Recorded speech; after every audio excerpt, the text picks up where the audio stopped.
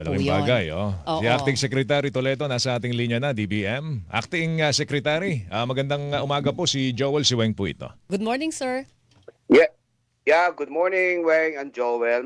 Magandang umaga sa inyong mga tagapakinig. Opo, salamat sa Yes. pagtanggap sa aming imbitasyon. Meron ng mga binigay na tulong po ang DSWD, no?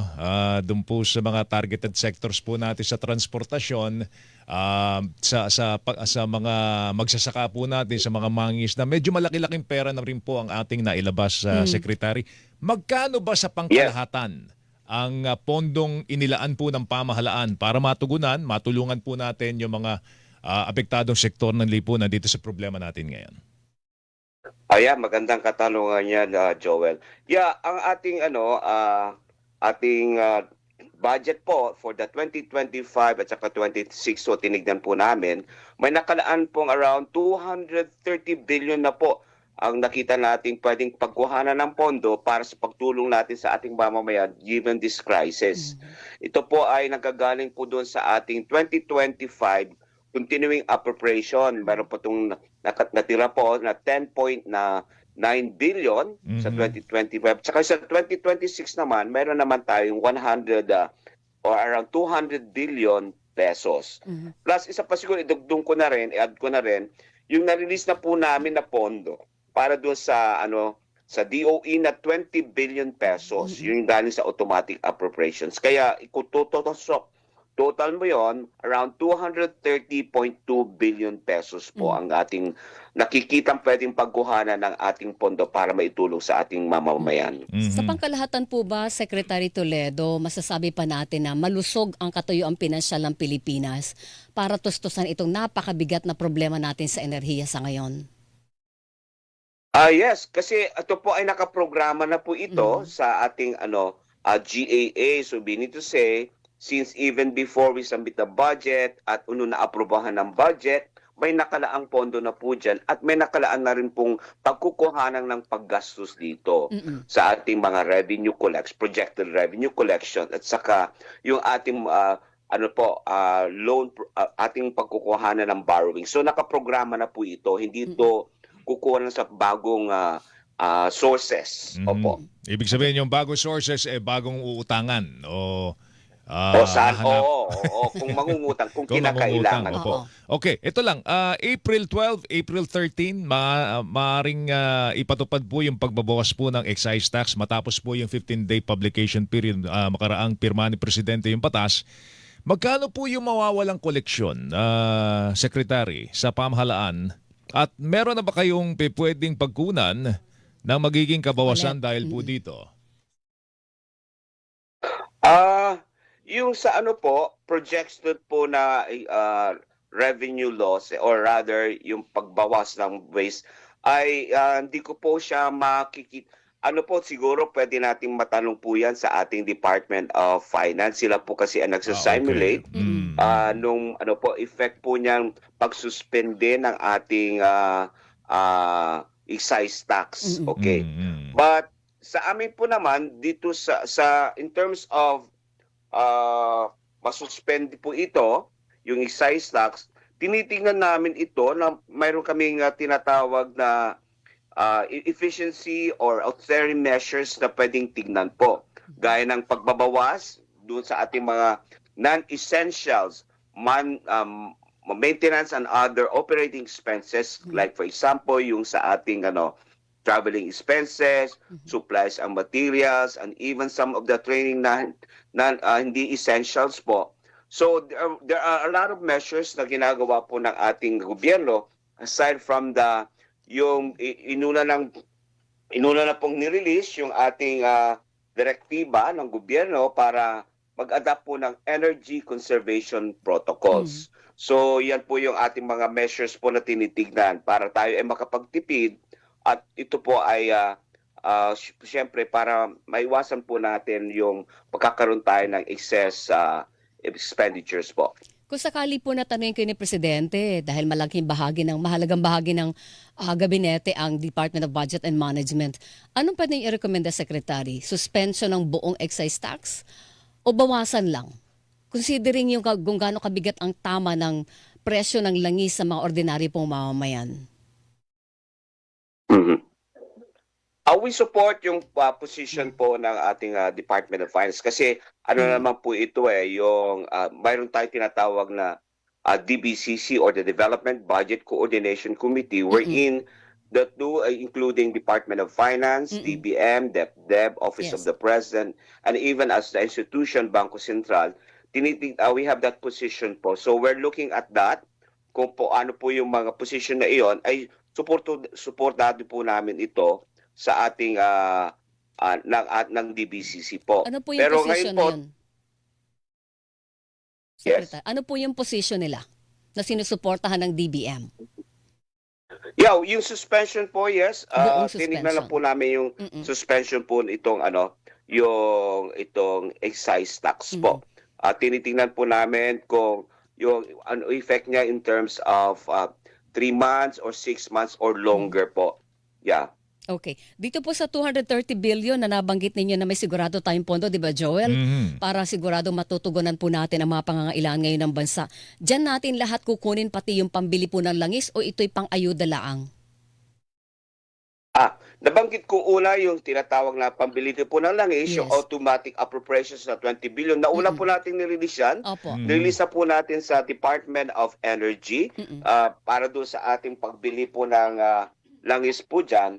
So, iyan po ay na-release na po namin dyan po yung 20 billion. Now, yung 210 billion naman po, yan ay ibang programa po ng ating gobyerno. Kasama po dyan yung ating tinatawag, yung ginagawa na po ng Department of Social Welfare and Development, yung para sa protective services for individuals and families in difficult situation. Yan na po yung dinidistribute po ng Secretary Rex, that's around 63.8 billion.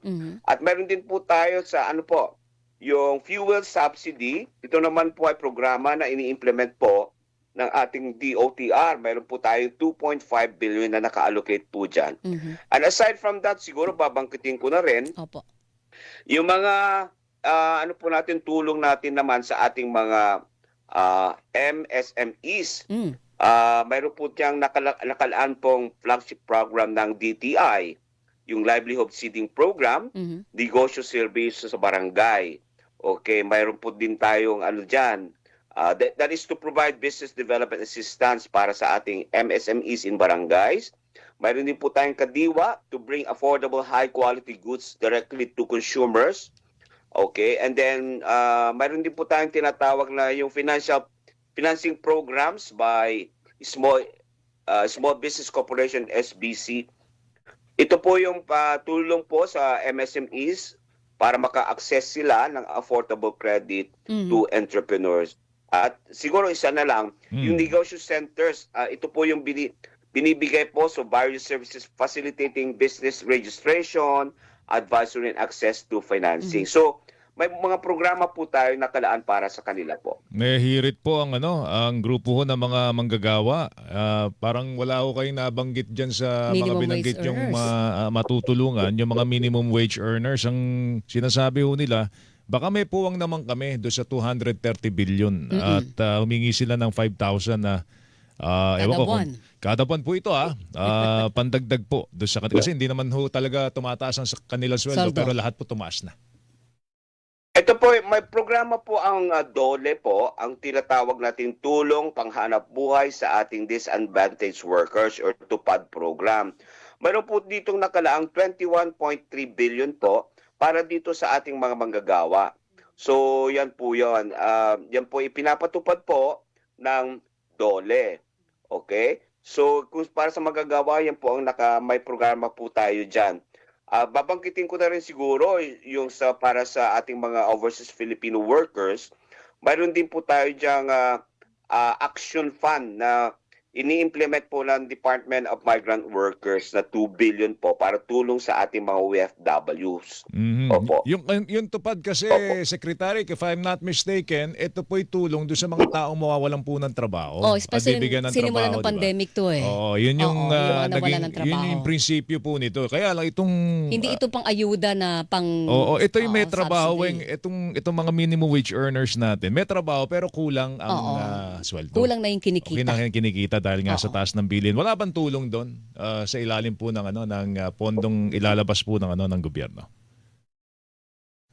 Sa kasalukuyan po, ang pondo po ay ito po yung mga nabanggit ko na una po ay ito po yung nakalaan na appropriations. But I think we will leave that to the DOLE to Mhm. identify what kind of programs po na pwede na ibigay sa ating mga minimum wage workers. Mhm. But siguro that will be, tinitingnan na rin po ng DOLE siguro dyan kung paano. Pero sa ngayon po, ito po yung ating available na funding. Mhm. But if there are need for us to release naman, meron po naman tayong available na pondo, Mhm. meron po tayong mga contingent fund na available naman po dyan. If there is a need for us really to fund that if ever identified by the DOLE para sa ating mga nasa minimum wage workers po Mhm. Oo. natin. But right now, ito po yung pinagtutupad ng ating gobyerno po para doon sa ating mga ng DOLE, yung 21.3 billion po. Yung nabanggit nyo na rin yung middle income. Mhm. Parang binawi nyo pa, Sekretary. Wala ba kami, wala bang matutulong ang gobyerno sa mga middle income earners? Natatawa si Sekretary. Oh. Ang sinasabi ni Secretary kanina, ang DOLE mag-identify halimbawa ng programa. Tapos kung meron ng identified program, basta ready po ang DBM o ang gobyerno na pondohan ito. Ganun po ang sinasabi niya, Secretary. Mayroon po tayong available na funding po if necessary for us to provide allocation or funding for those identified at the different departments and agencies. Oo. As gaya ng sinabi ko po, mayroon po tayong contingent fund. At the same time, mayroon pa rin tayong National Disaster Risk Reduction Management Fund or yung calamity na tinatawag before para ito po ay pagtulong sa ating mga urgent and new programs that the government will have to implement. Okay, doon po sa last ko to sa punto ito, Joel. Doon sa 230 billion na hinugot natin sa ilalim ng 2025, yung 2025 okay na eh. Pero yung 200 plus sa ilalim po ng 2026 budget, wala po ba tayong naapektuhan ng mga programa ng gobyerno para kunin muna pasamantala yung pondo nito at i-allocate o ilaan dito sa mga emergency needs ngayon ng bansa? So far yung 230 ay malinis po yan na yan po ay nakalaan na programa. Opo. But just in case may kailangan po tayong gawin para ito po ay matugunan pa yung mga additional of if ever we go beyond this 230 billion at hindi natin alam kung gaano tatagal itong crisis na ito, the government is looking at, titignan po natin kung ano yung mga austerity or efficiency measures na pwede natin pong gawin. Gaya pong we identified nga, sabi ko sa inyo, yung mga non-essential maintenance and other operating expenditures. Initially, we have already computed that po with our around 12 to 24 billion po ang makukuha po natin dito dun sa MOE pa lang. Pero we are not going there in some suspension of the implementation of programs, projects, and activities o mga lalo na yung mga malalaking proyekto. So wala pa tayo doon. But, of course, we will look into that just like we did during the pandemic. Nag-suspend po tayo ng ating mga other programs and projects para lang makalikom tayo, para may panggastos tayo during the pandemic. And I hope we will not going there. Opo. And I hope we will not be going there. Para naman po, tuloy-tuloy ang pag-implement ng ating mga programs and projects. Okay. Isa na lang, Secretary, sabi po nila para daw, Joel, meron tayong pampuno, baka po pwedeng targetin na ng buwis ang mga bilyonaryo. Yung wealth tax sa tinatawag, Secretary Toledo, napapag-usapan po ba yan sa gabinet at ano pong position na doon? Well, napapag-usapan yan. Magandang panukala po yan, pero of course, we will leave to the wisdom of our legislators o kung kailangan po yung bigyan ng taxes yung ating yung sa wealth tinatawag natin wealth tax. Pero I think magandang mungkahi po yan on our part. Tinitingin ko sa akin Opo. mahalaga po na magkaroon tayo ng pondo para tayo ay may panggastos. Okay? Para mayroon pa tayong pang-suporta sa ating mga gastusin. Pero we welcome any other means of revenue, kumbaga para mapalago ang ating collection sa ating mga buwis at collection sa ating mga kinikita po. Alright. Secretary, salamat sa oras mo. Sir, thank you. Thank you. Magandang Salamat. umaga Magandang po. umaga po sa inyo. Most welcome, Joel and Weng. Maraming salamat din po at magandang umaga po muli sa inyo. Good morning, Good morning sir. to you. Si Acting Secretary Rolando Toledo, Department of Budget and Management. Okay kay Secretary? Hilingan, walang pinoprotektahan.